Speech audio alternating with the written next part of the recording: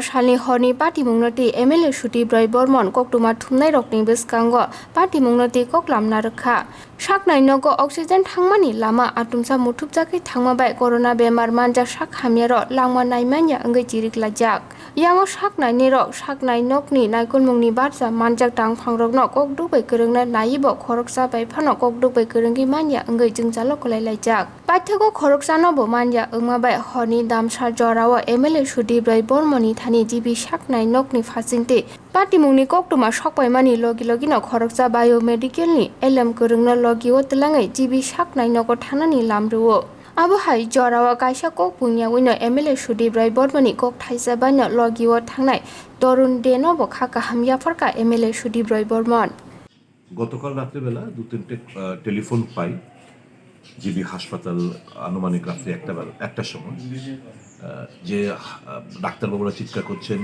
পেশেন্টরা চিৎকার করছেন যে স্যার আমাদেরকে বাঁচান, অক্সিজেন সাপ্লাই পুরোপুরি বন্ধ হয়ে পড়েছে, পেশেন্টরা শ্বাস নিতে পারছে না, ছটফটাচ্ছে, আপনি দয়া করে আমরা চেষ্টা করছি বিভিন্ন জনকে যারা আধিকারিক রয়েছেন তাদের সঙ্গে যোগাযোগ করা, কিন্তু কেউই ফোন বাজছে ওনাকে, কারোর সুইচ অফ, কেউই রেসপন্ড করছে না, আপনি কোনো কিছু করার থাকলে করুন। এই ফোনটা পেয়ে আমিও মানুষ মারা যাবে এরকম মৃত্যুর মিছিল সংগঠিত হয়ে পরের দিন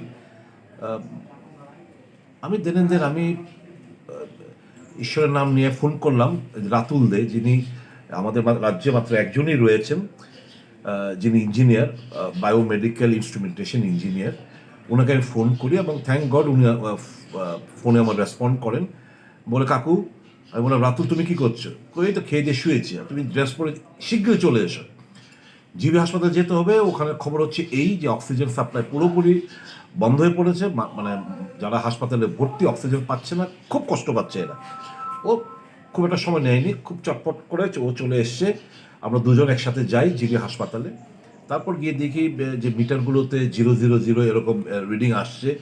তারপর আমি তো টেকনিক্যাল পোর্শনটা বুঝি না, ওর সাবজেক্ট, ও মেইন যেখানে অক্সিজেন সিলিন্ডারগুলো রাখা রয়েছে ওখানে গিয়ে দেখলো কিছুটা প্রবলেম রয়েছে। তারপর পিপি ভেতরে চলে যায়। ভেতরে চলে যাওয়ার পর থ্যাংক গড সে আধ ঘন্টার মধ্যে সে তার তার মেকানিক্যাল পদ্ধতি কিংবা যা পদ্ধতি অ্যাপ্লাই করে এই জিনিসগুলো, যে অক্সিজেন যেটা টেকনিক্যাল প্রবলেম ছিল সেটা সুরাহা করতে পেরেছেন এবং অক্সিজেন সাপ্লাই আবার পুনরায় এস্টাবলিশ করতে পেরেছেন। তো আমি আনুমানিক 2-2:30 অব্দি ছিলাম। তারপর ও আরও কিছুটা সময় ছিল, কারণ ও আবার না নষ্ট হয়ে পড়ে, একটু ওয়েট করে মানে দেখতে চাইছিল। তো আমাকে বললো কাকু আপনি চলে যান, আর এটা হয়ে গেছে, আমি আর কিছুক্ষণ থেকে আমি চলে আসবো। তো আমি ধন্যবাদ জানাবো রাতুল দেখে যে কাল রাত্রে ওনার প্রচেষ্টায় এই অক্সিজেন সাপ্লাইটা উনি আবার পুনরায় এস্টাবলিশ করতে পেরেছেন এবং রোগীরা নিশ্চিন্ত মনে আবার অক্সিজেনটা যাদের প্রয়োজনীয়তা রয়েছে তারা আবার পুনরায় ফিরে পেয়েছে।